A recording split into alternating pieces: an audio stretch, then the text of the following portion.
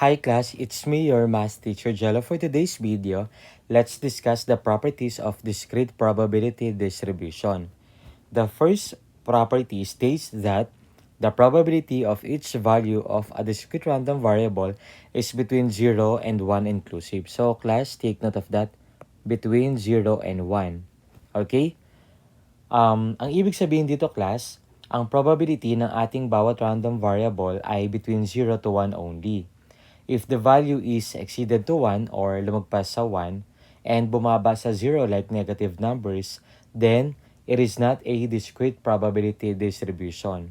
Okay? So in symbols, we can write as the P of X or the probability of X is greater than or equal to 0 but less than or equal to 1. Okay? So nandun lang yung mga values na ating probability or the P of X. Okay, hindi siya pwedeng bumaba sa 0 or lumagpas sa 1. Okay?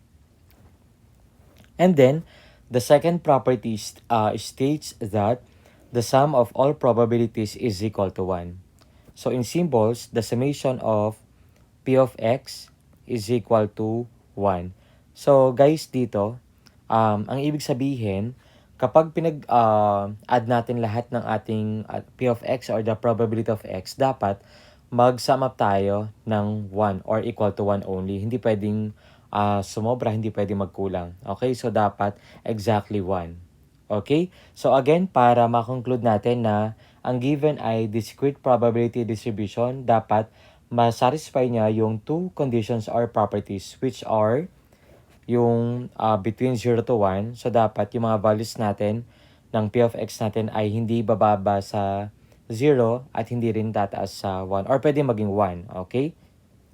And then, for the second property, dapat mag-sum up tayo ng equal to 1. Gets? Okay, so now let's have examples.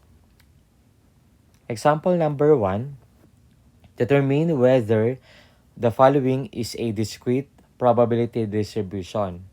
Okay, so guys dito, kung mapapansin natin, dito sa letter A, the random variable x assumes the values of 0, 1, 2, 3. Okay, and with corresponding probabilities na for 0 or the P of X or P of 0 ay 0.2.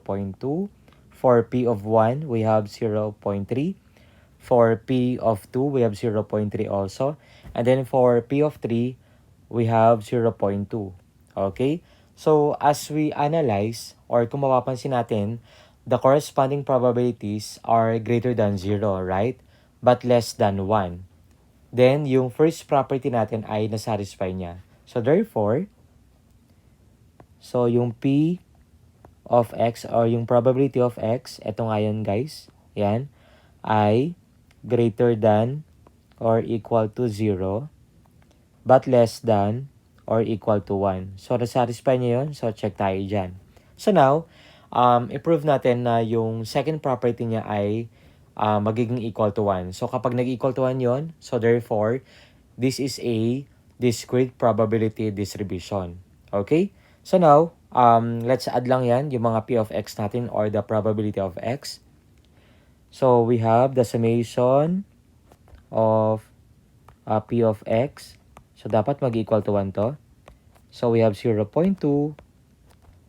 plus 0.3 plus 0.3 plus 0.2. Okay? So, pag pinag-add natin yan, so 0.2 plus 0.3, 0.5. 0.3 plus 0.2, 0.5. 0.5 plus 0.5, that is equal to 1. Okay? So, therefore, yung second property ay na satisfy niya rin. So, the second property, so check din tayo dyan, which is equal to 1. So, ito ay tinatawag nating, very good, discrete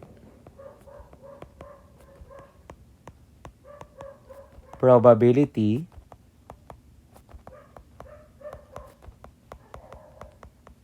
distribution or DPD. Okay?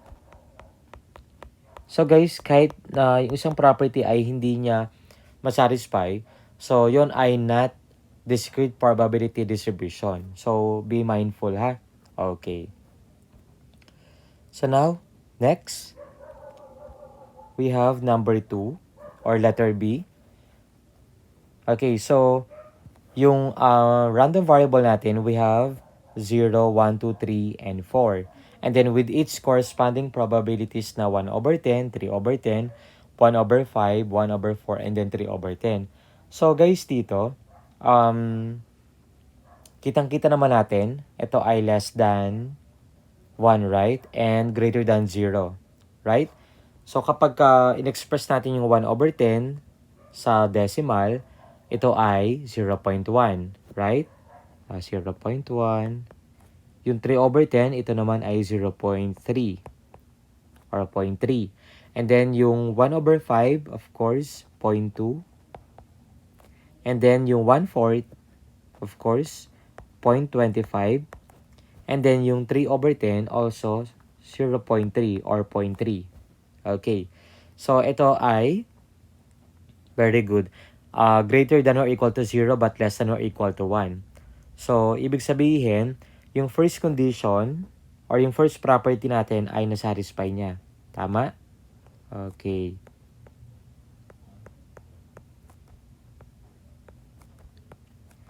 And now, let's see kung yung second property ay mamimit niya.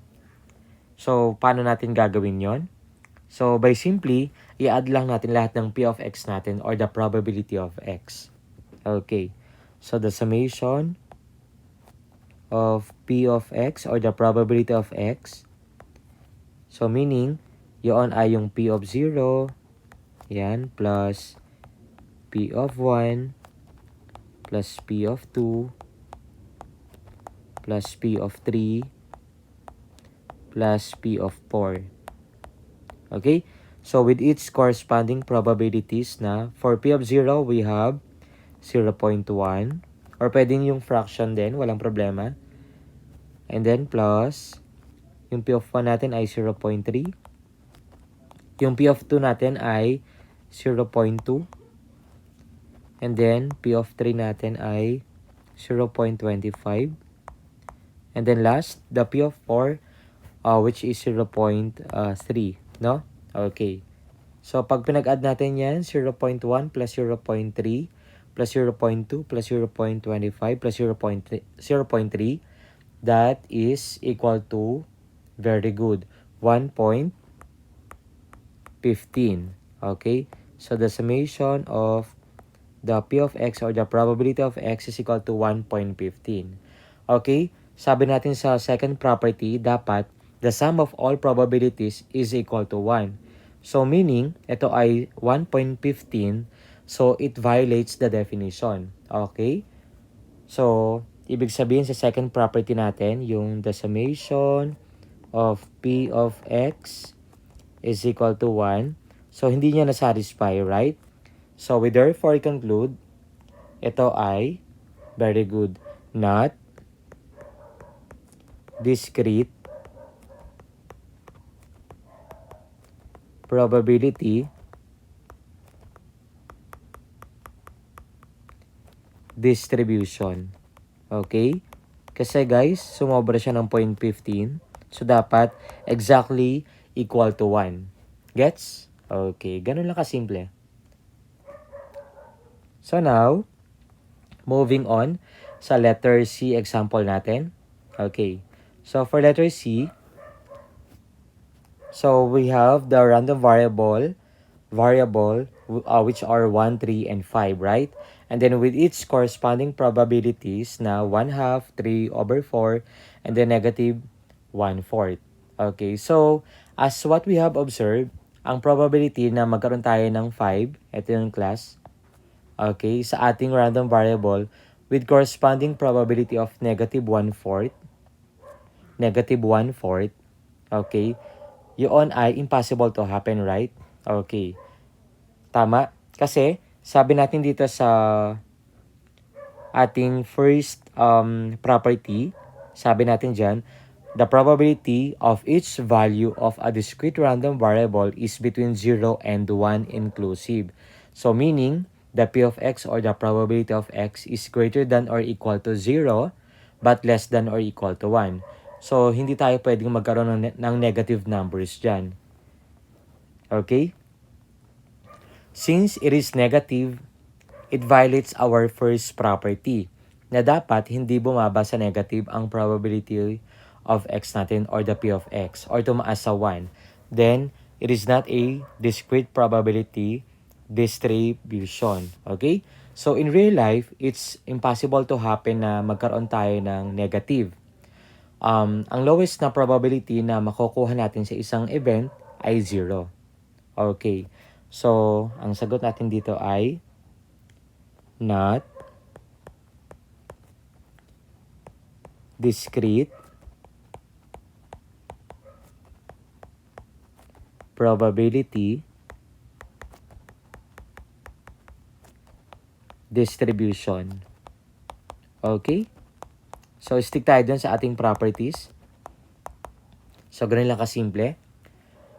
Now, moving on sa example number 2 natin. Okay. So, what if, guys, ganito naman yung given natin. Okay, madali lang yan.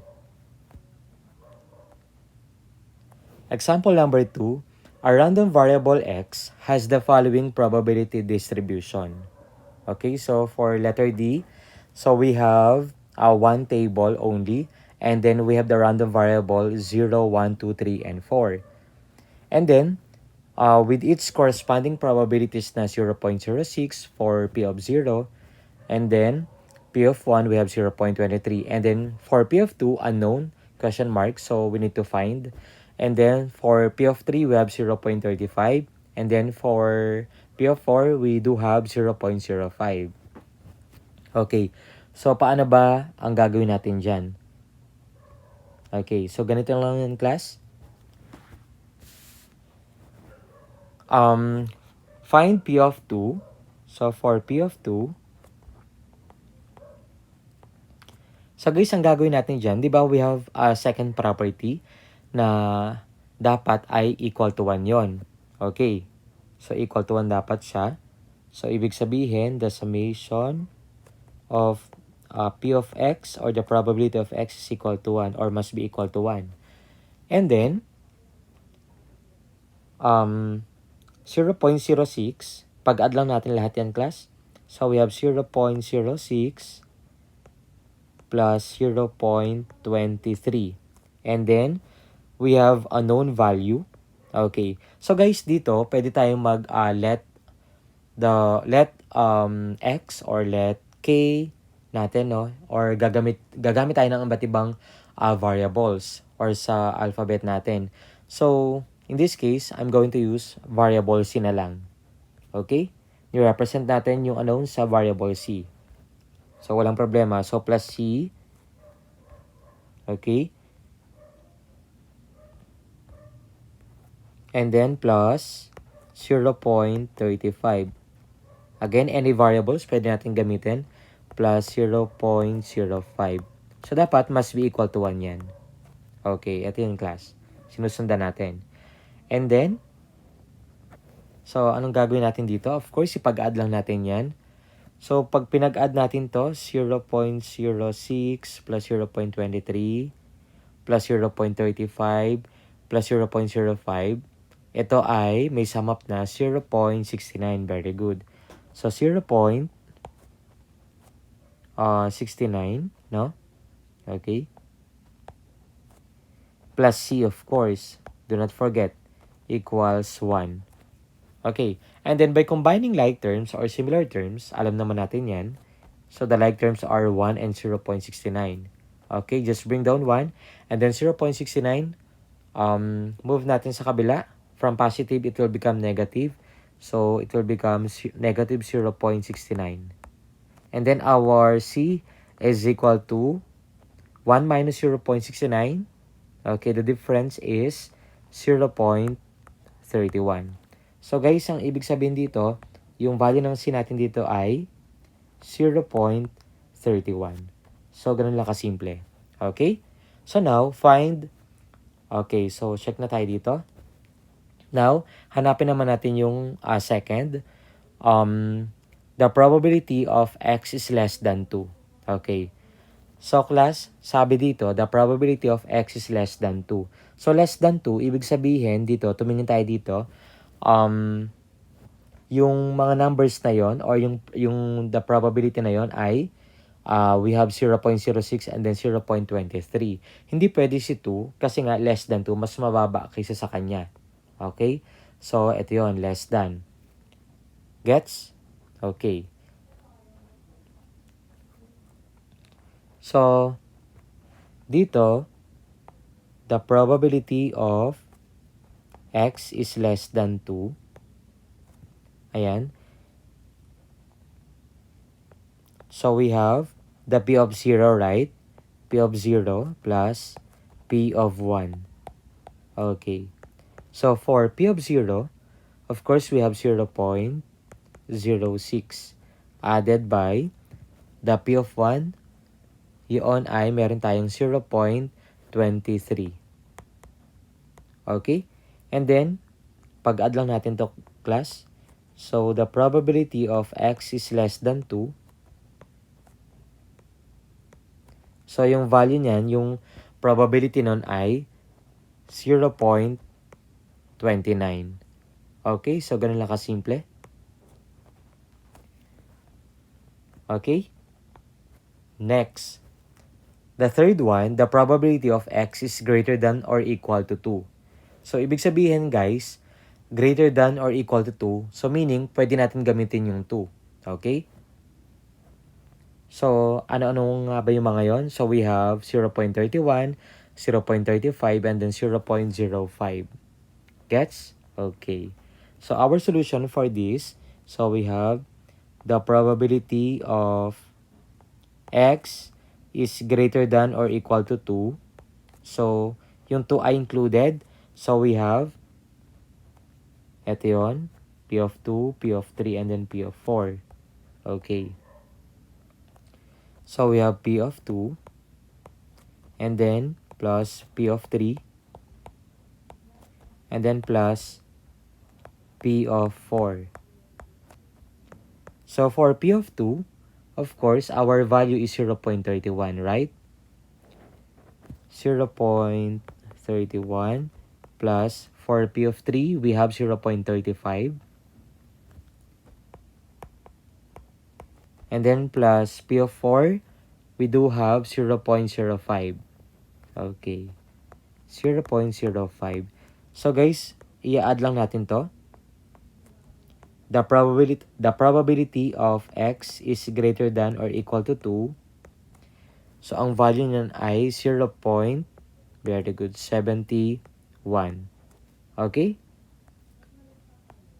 And then last one, so we have the probability of x is greater than or equal to 0 but less than or equal to 2. Okay? So guys, ang ibig sabihin, yung mga value natin nag-range lang from 0 to 2. So dun lang tayo titingin. Okay? For 0, 1, and then 2. Okay? Since we have the inequality symbol na may dito, may equal dyan, di ba? Right? Kaya included sila. Okay?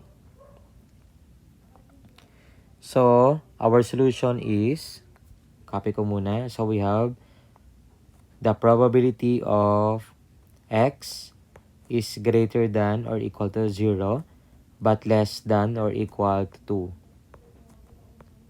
So, guys, ang ibig sabihin, we have P of 0 plus P of 1 plus P of 2 or the probability of 2, no?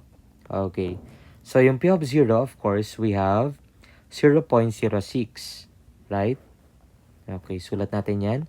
0.06 plus yung P of 1 natin, of course, we have 0.23, no? Okay, 0.23.